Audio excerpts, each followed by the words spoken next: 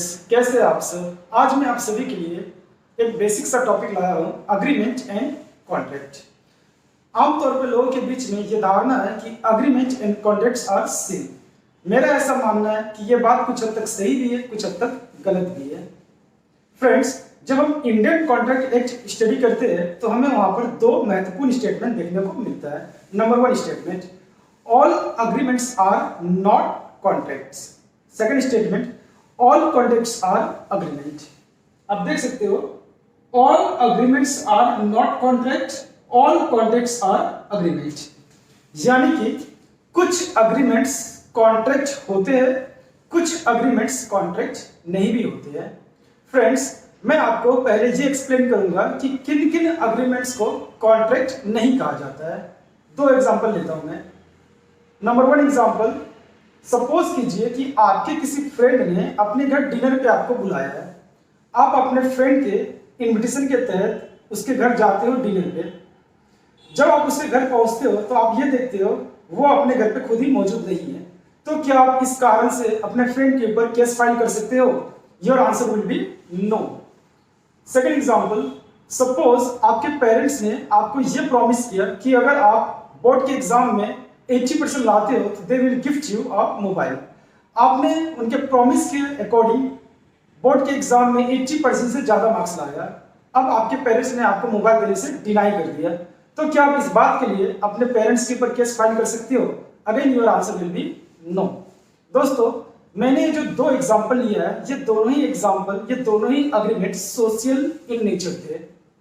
इन दोनों ही अग्रीमेंट्स के non fulfilment पे आप केस फाइल नहीं कर सकते हो, यानी कि लीगल इन्फोर्सिबिलिटी मिसिंग है। ऐसा कोई भी अग्रीमेंट्स जहां पर लीगल इन्फोर्सिबिलिटी मिसिंग हो, उस तरह के अग्रीमेंट्स को हम कॉन्ट्रैक्ट नहीं कहते। अब मैं आपको ये एक्सप्लेन करूंगा कि किन किन अग्रीमेंट्स को हम कॉन्ट्रैक्ट मानते हैं। सपोज कीजिए कि मैंने किसी कंपनी के साथ ये अग्रीमेंट किया कि मैं उस कंपनी का बुक्स ऑफ अकाउंट हैंडल करूंगा और in return company will pay me ₹30,000 per month.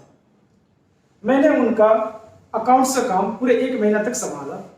अब महीने के एंड में अगर कंपनी मुझे 30,000 देने से डिनाई करे तो क्या मैं कंपनी के ऊपर केस फाइल कर सकता हूं? This time your answer will B yes. Second example, मान लो आपने धोबी को अपना 5 शर्ट दिया धोने के लिए। धोबी ने 5 शर्ट धोने के बाद आपसे पेमेंट मांगा। अगर आप पेमेंट देने से इनकार करते हो तो क्या वो धोबी आपके ऊपर केस फाइल कर सकता है? Your answer will B yes. दोस्तों, मैंने ये जो दो एग्जांपल लिया, ये दोनों ही एग्जांपल कॉमर्शियल इन नेचर थे। इस तरह के अग्रीमेंट में लीगल इन्फोर्सिबिलिटी मौजूद होता है, यानी कि अगर आप इस अग्रीमेंट के तहत एक्शन को फुलफिल नहीं करते हो तो सामने वाला पार्टी आपके ऊपर केस फाइल कर सकता है, सामने वाला लीगल रेमेडी क्लेम कर सकता है। तो ऐसा कोई भी अग्रीमेंट जहां पर लीगल इन्फोर्सिबिलिटी मौजूद हो, उस तरह के अग्रीमेंट को हम कॉन्ट्रैक्ट कहते हैं। अब मैं कॉन्ट्रैक्ट को डिफाइन करूंगा। Any agreement which is enforceable by law is a contract. Any agreement which is enforceable by law is a contract. मैं एक फॉर्मूला देता हूं आपको। Contract equal to agreement plus legal enforceability. यानी कि जब हम अग्रीमेंट में लीगल एनफोर्सिबिलिटी को जोड़ते हैं तो वो अग्रीमेंट कॉन्ट्रैक्ट बन जाता है। Now what are the sources of this legal enforceability? ये लीगल एनफोर्सिबिलिटी आती कहां से है? दोस्तों, ये लीगल एनफोर्सिबिलिटी का सोर्सेस है essential elements of a valid contract. What are the essential elements of a valid contract? एक वैलिड कॉन्ट्रैक्ट में कुछ एसेंशियल एलिमेंट्स होते हैं, चलिए हम अब वो डिस्कस करते हैं। Number 1, offer and acceptance. दोस्तों, एक अग्रीमेंट में या फिर मैं बोलूं एक कॉन्ट्रैक्ट में दो पार्टियां होती है। एक पार्टी कुछ ऑफर करती है और सामने वाली दूसरी पार्टी उस ऑफर को एक्सेप्ट करती है। से फॉर एग्जांपल मिस्टर ए ने न्यूज में जी एड दिया कि उसे एक फ्लैट सेल करना है।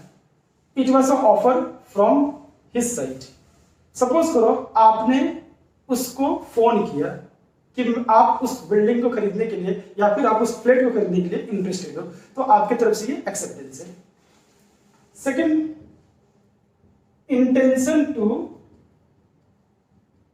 Create legal relationship. दोस्तों, एक कॉन्ट्रैक्ट में जो दो पार्टियां हैं, उन दो पार्टियों का ये इंटेंशन होता है कि वो एक दूसरे के साथ लीगल रिलेशनशिप क्रिएट करे। यानी कि कॉन्ट्रैक्ट के तहत इन दो पार्टियों का जो भी एक्शन परफॉर्म करना है, उस एक्शन को उन्हें परफॉर्म करना पड़ेगा, नहीं तो लीगल एक्शन लिया जा सकता है। Number 3, free. Number 3 is lawful consideration. Consideration का मतलब है the benefit which you get in return for something. एक कॉन्ट्रैक्ट में दो पार्टियां हैं, ये दोनों ही पार्टियां कुछ ना कुछ बेनिफिट चाहती है। ये बेनिफिट या फिर मैं कहूं कंसिडरेशन, ये बेनिफिट या कंसिडरेशन का लीगल होना, का लॉफुल होना बहुत ही जरूरी है। अगर द कंसिडरेशन और the benefit from a contract lawful नहीं है, तो हम कॉन्ट्रैक्ट को भी लॉफुल नहीं मानेंगे।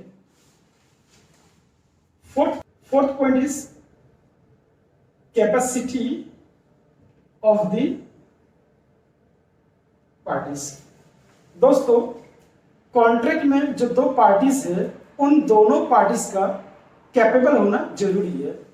अब इस चीज का मतलब क्या है? दोस्तों, आप किसी माइनर के साथ कॉन्ट्रैक्ट नहीं कर सकते हो, आप किसी अनसाउंड माइंड वाले पर्सन के साथ भी कॉन्ट्रैक्ट नहीं कर सकते हो, आप उस पर्सन के साथ भी कॉन्ट्रैक्ट नहीं कर सकते हो जिसे कोर्ट ने डिक्लेयर किया है कि आप उसके साथ कॉन्ट्रैक्ट नहीं कर सकते हो। फॉर एग्जाम्पल, अगर कोई इंसॉल्वेंट है तो कानून कहता है आप इंसॉल्वेंट के साथ कॉन्ट्रैक्ट नहीं कर सकते हो। तो इसका मतलब ये है, अगर दो पार्टीज आपस में कॉन्ट्रैक्ट कर रही है तो ये दोनों ही पार्टी का capable of entering into contract होना जरूरी है। Next point is free consent. एक कॉन्ट्रैक्ट में दोनों ही पार्टी का फ्री कॉन्सेंट होना जरूरी है। मान लीजिए आपने मिस्टर ए को डरा धमका कर किसी कॉन्ट्रैक्ट में एंटर करवाया, आपने मिस्टर ए को किसी धोखे के साथ अपने कॉन्ट्रैक्ट में एंटर करवाया, तो इस तरह के कॉन्ट्रैक्ट को हम वैलिड नहीं मानेंगे। एक कॉन्ट्रैक्ट को वैलिड तभी माना जाएगा जब दोनों ही पार्टी का कंसेंट फ्री हो, यानी कि अनइन्फ्लुएंस्ड हो। Next is lawful object. दोस्तों, जितने भी कॉन्ट्रैक्ट हैं उन सभी में कुछ ना कुछ ऑब्जेक्टिव होता है। जैसे कि मान लीजिए मैंने एक बिल्डर के साथ ये कॉन्ट्रैक्ट किया कि मेरे वैकेंट प्लॉट पे एक बिल्डिंग खड़ा करना है, तो इस कॉन्ट्रैक्ट का ऑब्जेक्टिव है construction of building. Construction of building is a lawful object. दोस्तों, अगर किसी कॉन्ट्रैक्ट का ऑब्जेक्ट लॉफुल नहीं है तो उस तरह के कॉन्ट्रैक्ट को हम लॉफुल नहीं मानेंगे। फॉर एग्जाम्पल, ए ने बी के साथ ये कॉन्ट्रैक्ट किया कि वो दोनों मिलकर सी की हत्या करेंगे, तो इस तरह के कॉन्ट्रैक्ट को हम लॉफुल नहीं मानते। Next is certainty. दोस्तों, जो कॉन्ट्रैक्ट बना है उस कॉन्ट्रैक्ट में यूज होने वाले जितने भी टर्म्स एंड कंडीशंस है, उन सभी का मीनिंग इन दोनों पार्टी के टूवर्ड्स सर्टेन होना पड़ेगा, यानी कि क्लियर होना पड़ेगा। मान लीजिए मिस्टर ए ने मिस्टर बी से कॉन्ट्रैक्ट किया कि मिस्टर बी मिस्टर ए के घर को बहुत ही अच्छी तरह से डेकोरेट करेगा, ठीक है। मिस्टर बी ने डेकोरेट कर दिया। अब मिस्टर ए कहता है आपने ये जो डेकोरेशन किया है मुझे पसंद नहीं आया। अब इस कॉन्ट्रैक्ट में एक प्रॉब्लम था अच्छी तरह से डेकोरेट करना है, इस चीज का मीनिंग क्लियर नहीं है। तो जब भी दो पार्टी आपस में कॉन्ट्रैक्ट करेगी, जितने भी टर्म्स एंड कंडीशन है वो क्या होना पड़ेगा, दोनों पार्टी के टुवर्ड्स पूरा क्लियर होना पड़ेगा। अगर अनक्लियर टर्म्स एंड कंडीशन के साथ कॉन्ट्रैक्ट करते हो तो उस तरह का कॉन्ट्रैक्ट हम वैलिड नहीं मानेंगे। Next point is possibility of performance. दोस्तों, जितने भी कॉन्ट्रैक्ट है उस कॉन्ट्रैक्ट में दोनों ही पार्टी कुछ ना कुछ परफॉर्मेंस करेगी। फॉर एग्जाम्पल, मैं पिज्जा शॉप में गया, मैंने उससे पिज्जा मांगा, तो पिज्जा शॉप वालों का परफॉर्मेंस है मुझे पिज्जा देना और मेरा परफॉर्मेंस रहेगा उसे पैसा देना। दोस्तों, अगर हम ऐसा कॉन्ट्रैक्ट करते हैं जिस कॉन्ट्रैक्ट में परफॉर्मेंस पॉसिबल ही ना हो, उस तरह के कॉन्ट्रैक्ट हम वैलिड नहीं मानेंगे। फॉर एग्जाम्पल, मैं आपसे यह कॉन्ट्रैक्ट करता हूं कि आप मुझे 2000 रुपीज दो और मैं आसमान से चांद तोड़ लाऊंगा, तो क्या यह परफॉर्मेंस पॉसिबल है? जी नहीं। तो इस तरह के कॉन्ट्रैक्ट को हम वैलिड नहीं मानेंगे। The next point is legal formalities. दोस्तों, कुछ खास तरह के कॉन्ट्रैक्ट्स होते हैं जहां पर लीगल रिक्वायरमेंट्स की जरूरत है, जैसे कि कुछ कॉन्ट्रैक्ट्स को रिटन होना जरूरी है, कुछ कॉन्ट्रैक्ट्स में विटनेस का सिग्नेचर भी जरूरी है। अगर ऐसा कोई लीगल फॉर्मेलिटीज रिक्वायर्ड है तो आपको उन फॉर्मेलिटी को फुलफिल करना होगा। The very last point is not declared void. दोस्तों, आप जो कॉन्ट्रैक्ट कर रहे हैं उस तरह कॉन्ट्रैक्ट का नॉट डिक्लेयर वॉइड होना बहुत ही जरूरी है। नॉट डिक्लेयर वॉइड यानी कि कानून उस तरह के कॉन्ट्रैक्ट को करने का आपको परमिशन देती है। कुछ कॉन्ट्रैक्ट्स ऐसे हैं जिसे कानून उस तरह के कॉन्ट्रैक्ट करने का परमिशन नहीं देती है। फॉर एग्जाम्पल, आप हमारे देश के इनेमी कंट्री के किसी भी सिटीजन के साथ कॉन्ट्रैक्ट पे एंटर नहीं कर सकते हो। For example, India and Pakistan का वार चल रहा है, इस दौरान आप पाकिस्तान के किसी भी सिटीजन से किसी भी कॉन्ट्रैक्ट में एंटर नहीं कर सकते हो। मैं आपको एक शॉर्टकट ट्रिक बताऊंगा जिससे आप यूज करके ये 10 इसेंशियल एलिमेंट को याद रख सकते हो।